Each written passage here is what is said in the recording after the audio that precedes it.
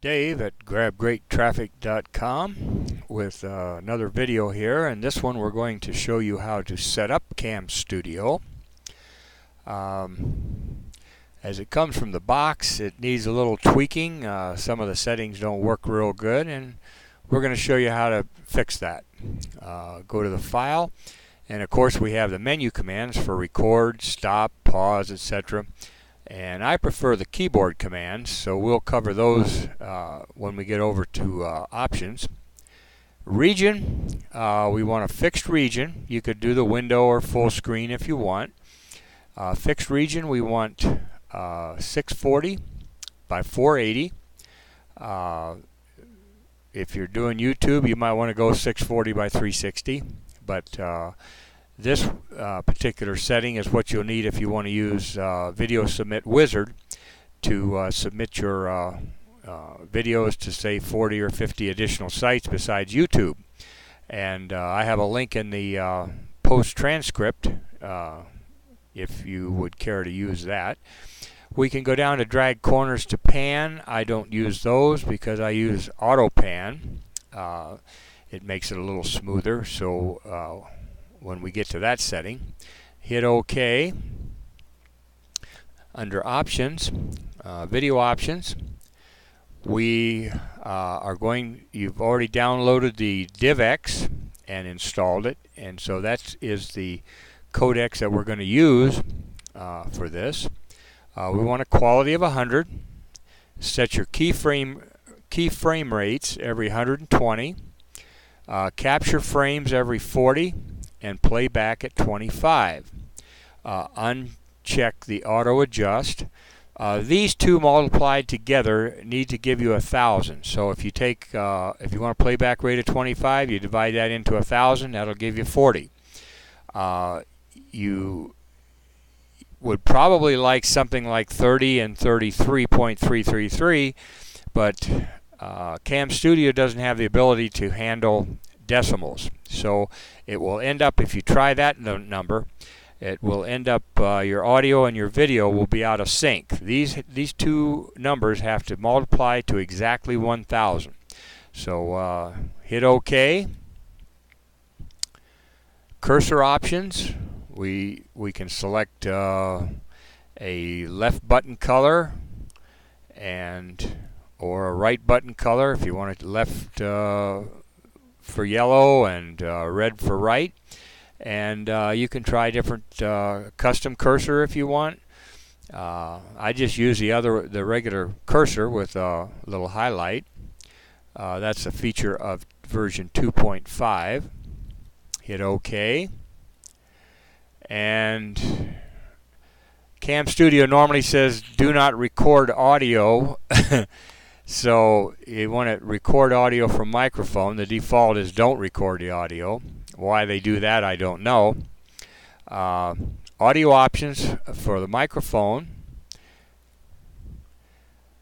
We want default input device.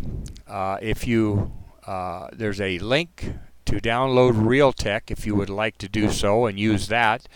But I just go ahead and use the default PCM. But at any rate, we want the recording format.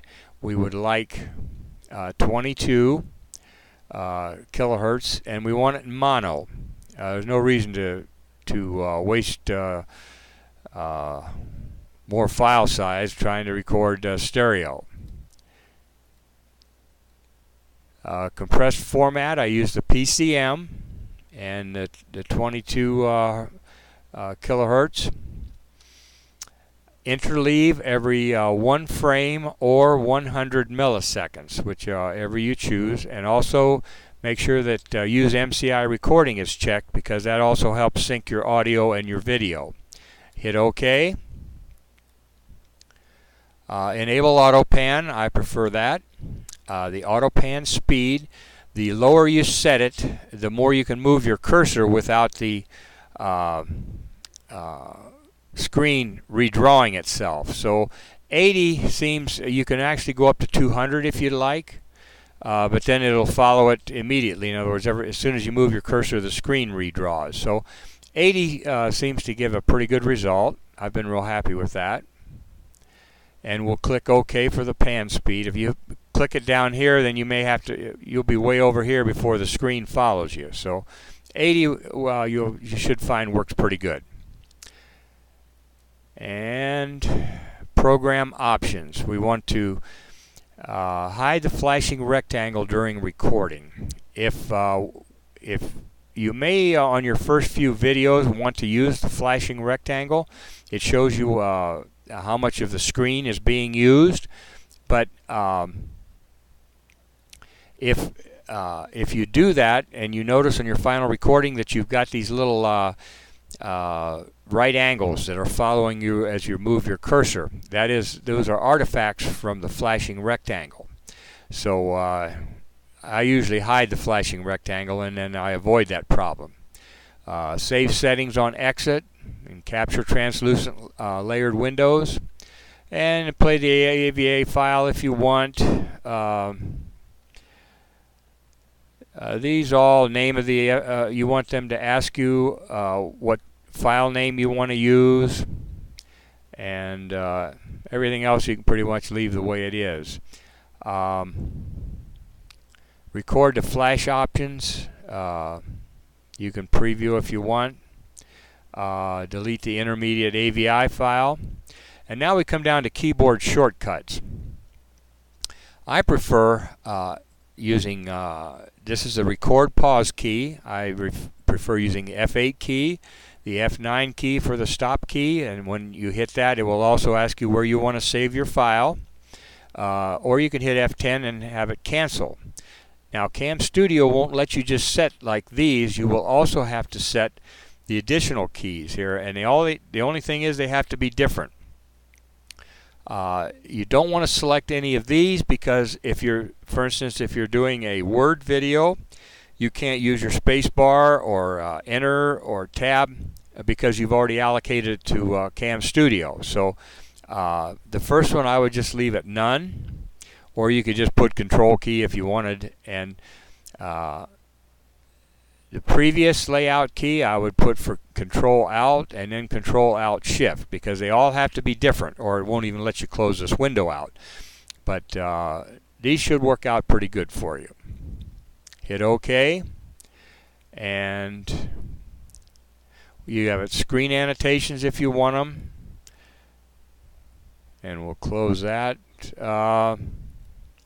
Video annotations, the SWF producer is what you use if you want to produce a Shockwave flash file afterwards. I prefer to save all my files as AVI files, and then you can do whatever you want with them later. You can even go back in, and by using this tool you could convert it to a Shockwave flash. But I prefer using AVS for you, and my next video will show you how to use that. And the links for that are, of course, in the post transcript. Effects, you can have annotations, you can add a system timestamp or a watermark. And for view, I prefer normal. These settings should give you a pretty good video, and if you enjoyed this video, this was recorded at these settings. So if that's acceptable to you, then go ahead and set your Camstudio up this way. I hope you enjoyed this video, and I hope you watch the one where we're going to also put your leaderboard and your conclusion in. So we look forward to seeing you there.